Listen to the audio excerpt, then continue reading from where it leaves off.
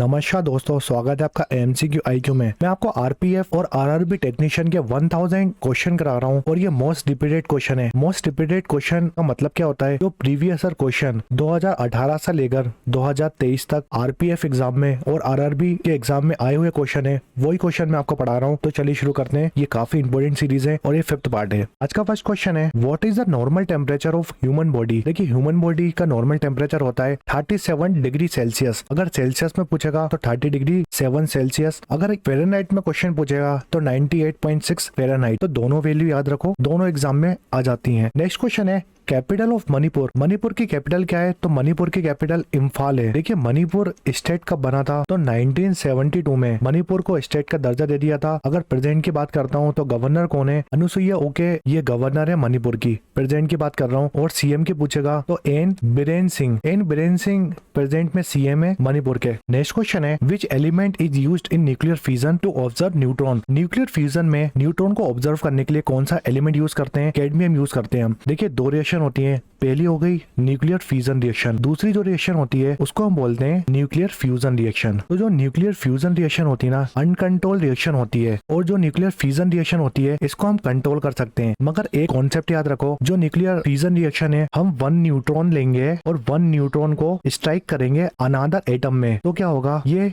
Control reaction होगी। ठीक है, जब हम 1 न्यूट्रॉन लेंगे और उसको स्ट्राइक करेंगे एक एटम में, तो ये कंट्रोल कर सकते हैं इस रिएक्शन को। मगर अगर हमने एक से ज्यादा न्यूट्रॉन ले लिए तो ये अनकंट्रोल रिएक्शन हो जाएगी। इसका एग्जांपल याद रखो, अनकंट्रोल रिएक्शन एटम बॉम्ब होता है ना, एटम बॉम्ब अनकंट्रोल होता है। अनकंट्रोल रिएक्शन होती है अगर हम 1 न्यूट्रॉन से ज्यादा लेंगे, तो ये हो गया न्यूक्लियर फ्यूजन का एग्जाम्पल। तो एटॉमिक बॉम्ब हो गया। अगर एटॉमिक बॉम्ब में हम 1 न्यूट्रॉन से ज्यादा लेते हैं और 1 न्यूट्रॉन से ज्यादा की बमबार्डिंग करते हैं यूरेनियम में, तो वो अनकंट्रोल रिएक्शन हो जाएगी। इसका एग्जांपल है एटॉमिक बॉम्ब। अगर न्यूक्लियर फ्यूजन की बात करता हूँ तो ये अनकंट्रोल रिएक्शन होती है। जो न्यूक्लियर फ्यूजन होती है ना हमारी, ये हमारे सन और स्टार में यूज होती है। जो हमारे सन और स्टार एनर्जी लेते हैं वो न्यूक्लियर फ्यूजन की वजह से निकलती है। ठीक है, देखिए, जो सन में रिएक्शन होती है ना, हाइड्रोजन और हाइड्रोजन मिलकर हीलियम बनाते हैं।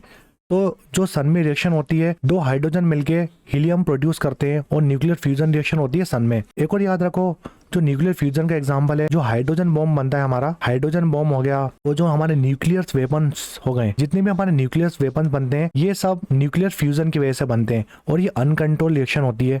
मैं आपको न्यूक्लियर फ्यूजन के बारे में बताता हूँ। न्यूक्लियर फ्यूजन के बारे में मैंने बता दिया आपको, न्यूक्लियर फ्यूजन के बारे में बताता हूँ। देखिए, न्यूक्लियर फ्यूजन रिएक्शन की बात करते हैं तो जो हमारा न्यूट्रॉन होता है ना, जब आप न्यूट्रॉन की बमबार्डिंग कराओगे यूरेनियम 235 में, तो यूरेनियम टूट जाएगा और यूरेनियम जो है ना वो बेकार में टूटेगा। मतलब बेरियम और क्रिप्टॉन में जो हमारा यूरेनियम है वो टूट जाएगा। देखिए, इसके बाद क्या होगा? यूरेनियम तो टूट गया, उसके बाद जो न्यूट्रॉन होता है ना, बहुत सारे न्यूट्रॉन निकलते हैं। अब मान लो मैंने न्यूट्रॉन लिया और मुझे दोबारा यूरेनियम के साथ उसको रिएक्शन कराना है, यूरेनियम में बमबार्डिंग करानी है न्यूट्रॉन की। तो हम फिर से वही न्यूट्रॉन जो निकला है हमारा, बहुत सारी वेव निकलती न्यूट्रॉन की, तो फिर से हम वो न्यूट्रॉन लेंगे, यूरेनियम के साथ बमबार्डिंग करा देंगे, तो वो हमारी चेन रिएक्शन करा सकते हैं हम न्यूट्रॉन की यूरेनियम के साथ। और जो जितने भी और न्यूट्रॉन निकले हैं उसको हम रोक सकते हैं क्योंकि ये कंट्रोल रिएक्शन है। तो या तो आप दोबारा रिएक्शन कराना चाहते हो यूरेनियम के साथ, तो आप वही न्यूट्रॉन लेके जो रिएक्शन कराई हमने, उसमें और भी न्यूट्रॉन निकलते हैं, उस रिएक्शन से आप दोबारा रिएक्शन भी कर सकते हो, या तो आप जितने भी न्यूट्रॉन्स हैं उनको रोक सकते हो। तो अगर आपको न्यूट्रॉन्स को रोकना है, इस रिएक्शन को रोकना है, एलिमेंट यूज होते हैं,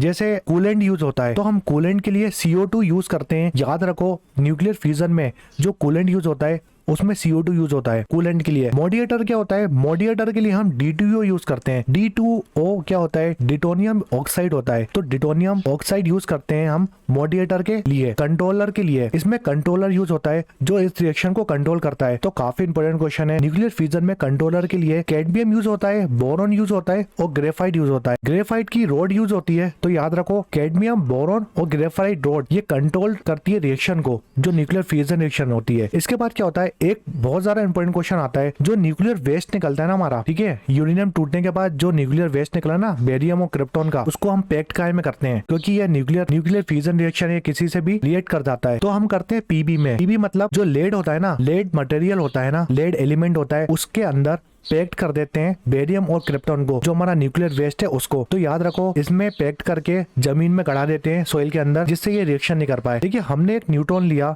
न्यूट्रॉन की बमबार्डिंग कराई यूरेनियम 235। याद रखो यूरेनियम 235 के साथ ही कराते हैं, क्योंकि न्यूट्रॉन सिर्फ यूरेनियम 235 के साथ ही बमबार्डिंग करता है। इसके बाद यूरेनियम टूट जाता है बेरियम में और क्रिप्टॉन में, और बाकी जो न्यूट्रॉन होते हैं ना, बाकी न्यूट्रॉन आगे निकल जाते हैं। अगर मुझे न्यूट्रॉन की फिर से रिएक्शन करानी है, चेन रिएक्शन करानी है यूरेनियम के साथ, तो मैं करा सकता हूँ। अगर मुझे जितने भी हमारे न्यूट्रॉन निकले हैं उनको स्टॉप करना है, ठीक है, उसको रोकना है, कंट्रोल करना है, तो बहुत सारी चीजें यूज होती हैं इसमें। जैसे कूलेंट यूज होता है, तो CO2 जो होता है ना, वो हमारा कूलेंट का काम करता है न्यूक्लियर फ्यूजन रिएक्शन में। मॉडिएटर के लिए हम D2O यूज करते हैं। D2O जो होता है डिटोनियम ऑक्साइड यूज करते हैं मॉडिएटर के लिए। फिर कंट्रोलर जो ये रिएक्शन कंट्रोल करता है, उसके लिए हम क्या क्या यूज करते हैं, कैडमियम यूज करते हैं, बोरॉन यूज करते हैं, ग्रेफाइट यूज करते हैं। ग्रेफाइट की रोड यूज होती है इस रिएक्शन को कंट्रोल करने के लिए। फिर एक और क्वेश्चन मैंने आपको क्या बताया है, जो हमारा न्यूक्लियर वेस्ट होता है, न्यूक्लियर वेस्ट जो बेरियम और क्रिप्टॉन है हमारा, उसको पैक्ट करते हैं लेड में। लेड होता है हमारा, PV बोलते हैं इसको, उसके अंदर पैक्ट कर देते हैं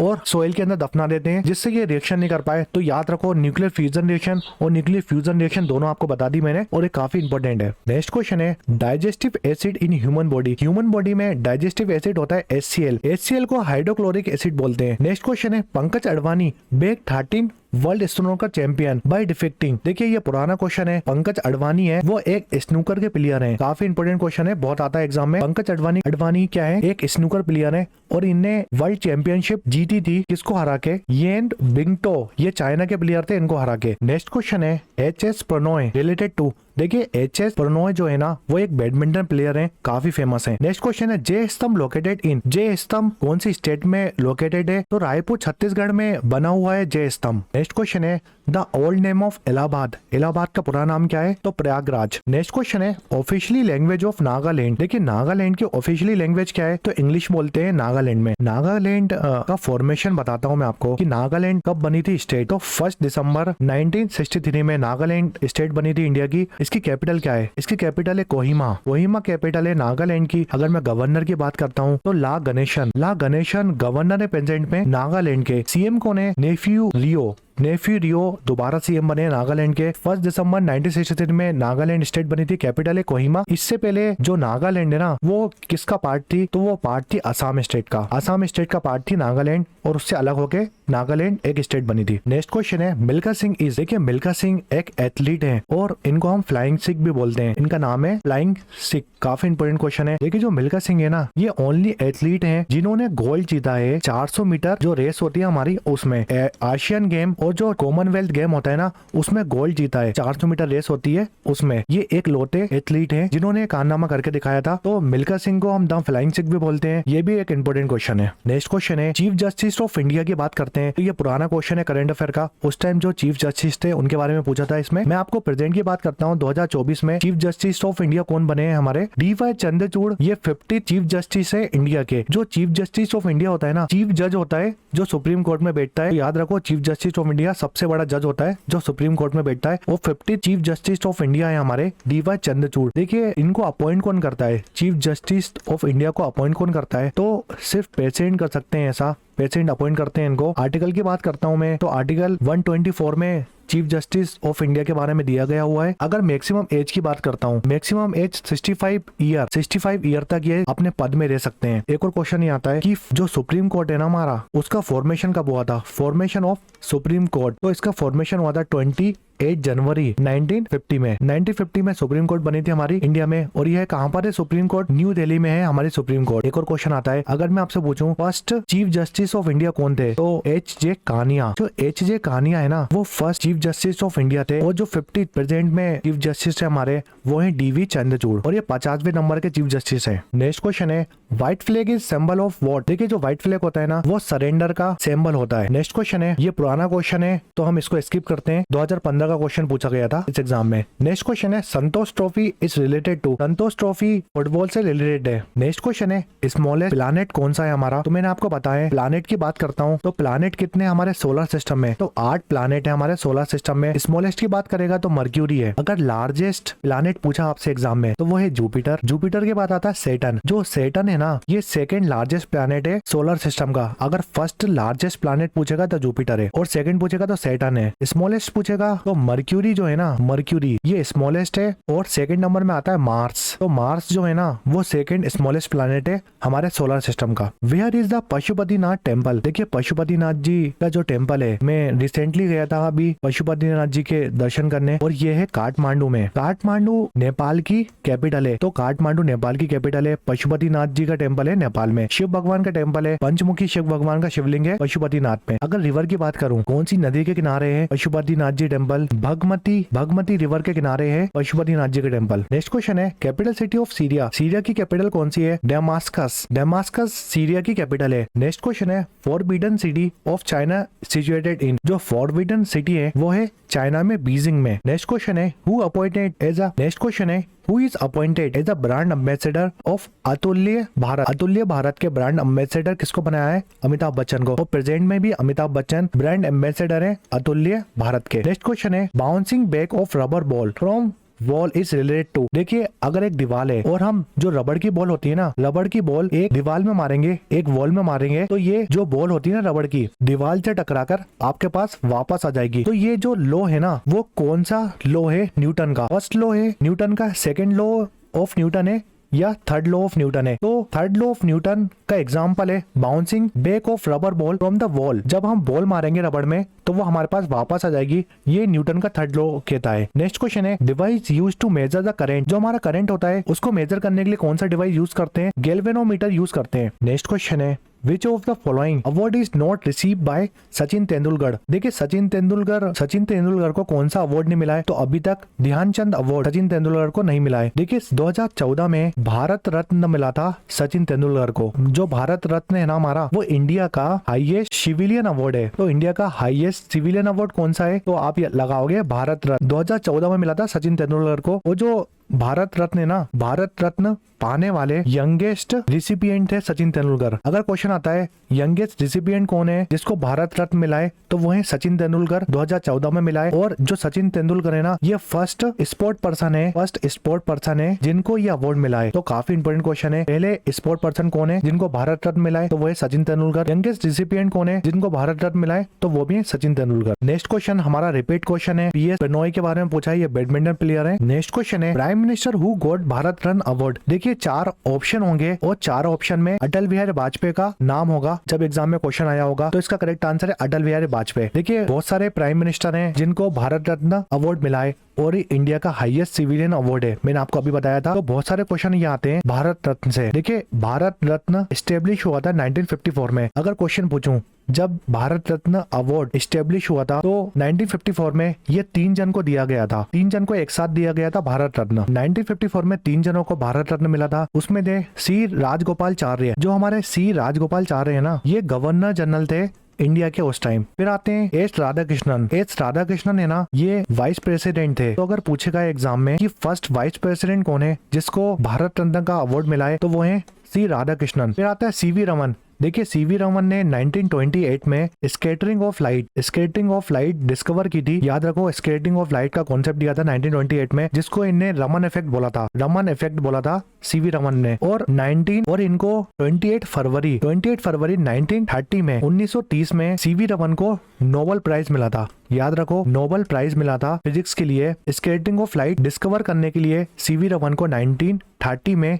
नोबेल प्राइज मिला था। काफी इंपोर्टेंट क्वेश्चन है। और 1954 में सीवी रमन को भारत रत्न मिला था। तो ये दोनों क्वेश्चन इंपोर्टेंट है। अगर मैं फर्स्ट मेन प्राइम मिनिस्टर पूछूं जिसको भारत रत्न का अवार्ड मिला था, तो वो थे जवाहरलाल नेहरू को 1955 में भारत रत्न का अवार्ड मिला था और ये फर्स्ट पीएम थे जिनको ये अवार्ड मिला था। अगर मैं फर्स्ट वुमेन प्राइम मिनिस्टर की बात करूं जिनको अवार्ड मिला था, तो वो थी इंदिरा गांधी जी को अवार्ड 1971 में मिला था भारत रत्न अवार्ड। और ये फर्स्ट प्राइम मिनिस्टर थी इंडिया की। एक और काफी इंपोर्टेंट क्वेश्चन आता है, फर्स्ट पर्सन कौन थे जिनको भारत रत्न पोस्टुमसली मिला था? मतलब मरणोपरांत, मरने के बाद इनकी फैमिली को भारत रत्न का अवार्ड दिया गया था। ऐसे फर्स्ट पर्सन कौन थे? अगर मैं मेन की बात करता हूँ तो लाल बहादुर शास्त्री इनको अवार्ड मिला था मरने के बाद। इनकी फैमिली को अवार्ड मिला था मरने के बाद। 1966 में भारत रत्न अवार्ड का मिला था। ये फर्स्ट मेल पर्सन थे, ये फर्स्ट मैन थे जिनको ये अवार्ड मिला था मन्नोप्रांत। और वुमेन की बात करते हैं तो अरुणा आसिफ अली। अरुणा आसिफ अली की फैमिली को ये अवार्ड दिया था 1992 में। तो याद रखो मन्नोप्रांत भारत रत्न पहले पर्सन कौन से थे? अगर मेन की बात करेगा तो लाल बहादुर शास्त्री, और वुमेन की बात करेगा तो अरुणा आसिफ अली। देखिए जो भारत रत्न अवार्ड है ना, जो भारत रत्न अवार्ड है वो 1954 में पहली टाइम दिया था और ये स्टार्ट हो गया था। मगर इस टाइम ये रूल नहीं था कि किसी को मन्नोप्रांत भारत रत्न दिया जाए। अगर क्वेश्चन आता है कि मन्नोप्रांत भारत रत्न अवार्ड कब स्टार्ट हो गया था देना, तो 1966 में सबसे पहले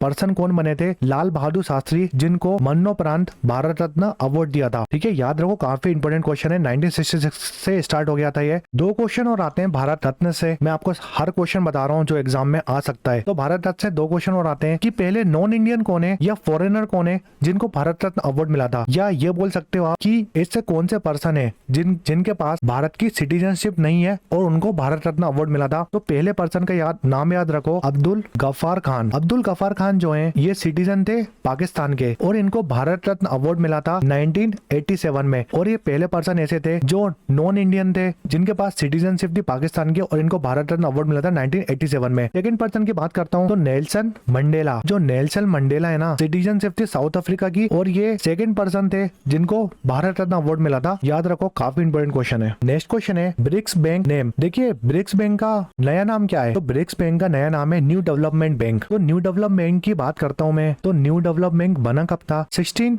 जुलाई 2009 में न्यू डेवलपमेंट बना था। इसका हेडक्वार्टर कहाँ पर है? इसका हेडक्वार्टर है संघई चाइना में पड़ता है। तो संघई चाइना में न्यू डेवलपमेंट बैंक का हेडक्वार्टर है। प्रेसिडेंट की बात करता हूँ तो प्रेसिडेंट कौन है न्यू डेवलपमेंट बैंक के? काफी इंपोर्टेंट क्वेश्चन है। दल्मा रोसेफ ये प्रेसिडेंट है न्यू डेवलपमेंट बैंक के। देखिए कुछ इंपोर्टेंट बताता हूँ मैं आपको ब्रिक्स के बारे में। ब्रिक्स के बारे में आपने सुना होगा 2023 की ब्रिक्स की समिट कहाँ हुई थी? ये एग्जाम में बहुत क्वेश्चन आता है कि 2023 में जो ब्रिक्स समिट हुई थी वो कहाँ हुई थी? तो वो हुई थी साउथ अफ्रीका में। देखिए ब्रिक्स की मेंबर कंट्री आती है। कितनी मेंबर कंट्री है ब्रिक्स में? तो टोटल 9 कंट्री है मेंबर ब्रिक्स की। तो 5 कंट्री तो यही हो गई, इसके नाम में छुपी है। 5 कंट्री का नाम ब्राजील, बी से आता है ब्राजील, आर से आता है रशिया, आई से आता है इंडिया, सी से आता है चाइना, एस से आता है साउथ अफ्रीका। एक और क्वेश्चन ये आता है कि जो साउथ अफ्रीका है ना, साउथ अफ्रीका 2010 में एड हुआ था ब्रिक्स में। तो 5 कंट्री तो ये हो गई, अब बची 4 कंट्री। तो 4 कंट्री जो है हमारी इजिप्ट। देखिए इजिप्ट मेंबर बनाया नया ब्रिक्स का। उसके बाद इथोपिया मेंबर बनाया ब्रिक्स का, ईरान मेंबर बनाया ब्रिक्स का और यूएई बनाया मेंबर ब्रिक्स का। तो ये 4 कंट्री और याद रखो आप, इजिप्ट, इथोपिया, ईरान और यूएई। टोटल 9 कंट्री ब्रिक्स के मेंबर हैं। नेक्स्ट क्वेश्चन है who is founded of ABO blood group. तो एबीओ ब्लड ग्रुप के फाउंडर हैं कार्ल लैंडस्टेनर। नेक्स्ट क्वेश्चन है what is the full form of TCB. देखिए TCB एक नेटवर्क टर्मिनोलॉजी है, इसका फुल फॉर्म है transfer control protocol. Next question है What is the name of largest moon of Pluto? Charon. Next question है What is the largest moon of solar system? Solar system का largest moon है तो वो है Ganymede. Ganymede largest moon है solar system का और ये लार्जेस्ट मून है जुपिटर का। ये जुपिटर का एक मून है, याद रखो। नेक्स्ट क्वेश्चन है When the आप पार्टी was established। देखिए आप पार्टी कब बनी थी? तो 26 नवंबर 2012 में बनी थी आप पार्टी। नेक्स्ट क्वेश्चन है Who is the founder of Twitter? Avon William, Noh glass और जैक डॉर्सी और बीज स्टोन। ये 4 जनों ने ट्विटर बनाई थी और ट्विटर 2006 में बनाई थी। चारों लोगों ने मिलकर बनाई थी, मगर एग्जाम में जैक डॉर्सी का नाम आता है। तो अगर ये वीडियो पसंद आए तो लाइक करें, शेयर करें, सब्सक्राइब करें एमसीक्यू IQ को। Thanks for watching MCQ IQ।